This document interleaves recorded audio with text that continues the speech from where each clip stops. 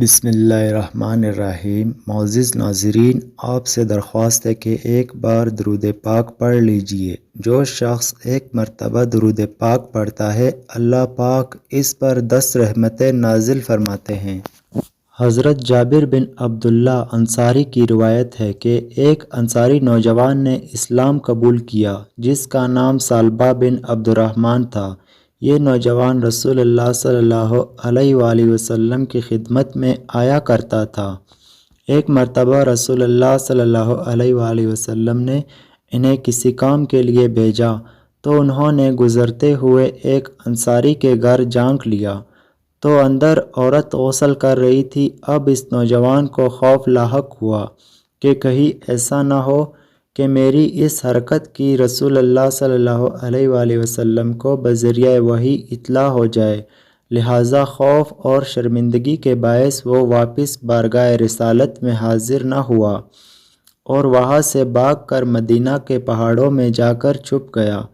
جب اسے غائب ہوئے 40 روز گزر گئے تو حضرت جبرائیل علیہ السلام نازل ہوئے اور فرمایا، اے محمد صلی اللہ علیہ وآلہ وسلم، آپ کا رب آپ کو سلام کہتا ہے اور یہ کہ آپ کی امت کا ایک شخص ان پہاڑوں کی اوٹ میں چھپا مجھ سے پناہ کی درخواست کر رہا ہے۔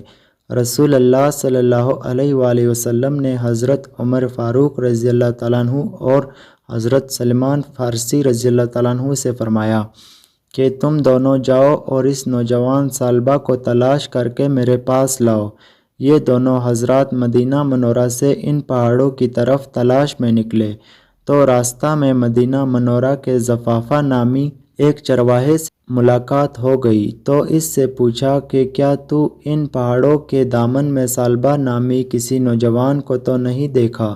اس نے کہا کہ شاید آپ لوگ جہنم کے ڈر سے بھاگے ہوئے نوجوان کے بارے میں سوال کر رہے ہیں۔ ان حضرات نے کہا، تمہیں کیسے معلوم ہوا کہ وہ جہنم کے ڈر سے بھاگا ہوا؟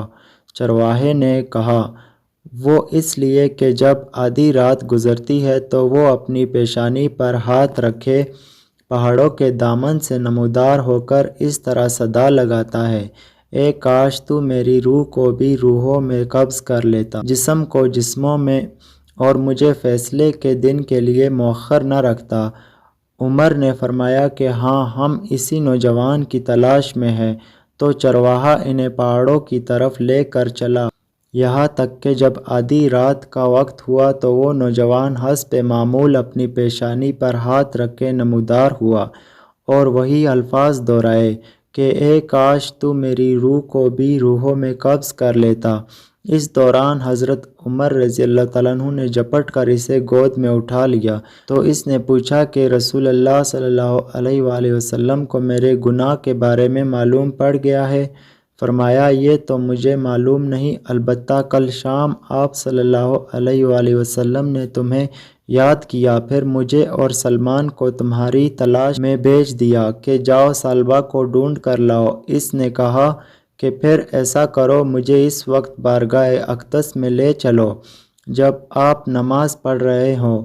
حضرت عمر رضی اللہ تعالیٰ عنہ اور سلمان فارسی رضی اللہ تعالیٰ عنہ اس کو ساتھ لے کر چلے اور پیچھے صف میں کھڑا کر دیا۔ ثعلبہ نے جب حالت نماز میں رسول اللہ صلی اللہ علیہ وآلہ وسلم کی تلاوت سنی تو بے ہوش ہو کر گر پڑا۔ سلام کے بعد جب رسول اللہ صلی اللہ علیہ وآلہ وسلم نے ان حضرات سے ثعلبہ کے بارے میں پوچھا تو عرض کیا گیا، یا رسول اللہ صلی اللہ علیہ وآلہ وسلم، یہ رہا ثعلبہ۔ رسول اللہ صلی اللہ علیہ وآلہ وسلم نے اسے ہلایا تو وہ ہوش میں آ گیا۔ آپ نے فرمایا، تمہیں کس چیز نے مجھ سے غائب کر دیا تھا؟ عرض کیا، میرے گناہ نے۔ یا رسول اللہ صلی اللہ علیہ وآلہ وسلم، آپ نے تسلی دی اور اسے اپنے گھر جانے کا حکم فرمایا، جس کے بعد یہ نوجوان 8 روز تک بیمار پڑا رہا۔ اطلاع ملنے پر حضرت سلمان فارسی رضی اللہ تعالیٰ عنہ بارگاہ رسالت صلی اللہ علیہ وآلہ وسلم میں حاضر ہو کر عرض گزار ہوئے، یا رسول اللہ صلی اللہ علیہ وآلہ وسلم، احساس گناہ نے ثعلبہ کو بیمار کر ڈالا۔ رسول اللہ صلی اللہ علیہ وآلہ وسلم نے فرمایا، چلو ابھی ثعلبہ کی عیادت کرے۔ آپ اس کے پاس تشریف لائے اور اس کا سر اپنی گود میں لے لیا۔ آپ صلی اللہ علیہ وآلہ وسلم نے فرمایا، اس وقت تم کیا محسوس کرتے ہو؟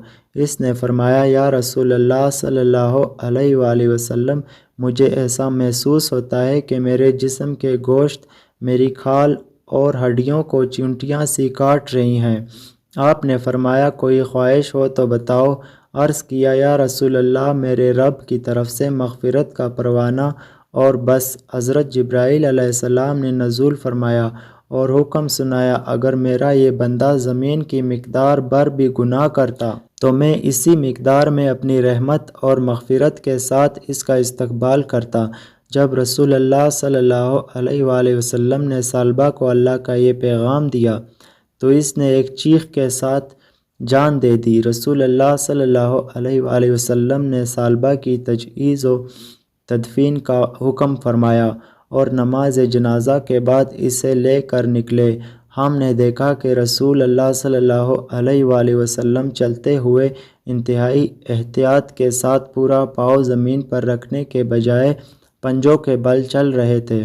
تدفین کے بعد رسول اللہ صلی اللہ علیہ وآلہ وسلم سے اس کی وجہ پوچھی گئی تو آپ نے فرمایا، قسم ہے اس ذات کی جس نے مجھے سچا نبی بنا کر بھیجا، وجہ یہ تھی کہ ثعلبہ کے جنازے کے ساتھ چلنے کے لیے آسمان سے اس قدر فرشتے نازل ہوئے کہ زمین پر پاؤں رکھنا مشکل تھا۔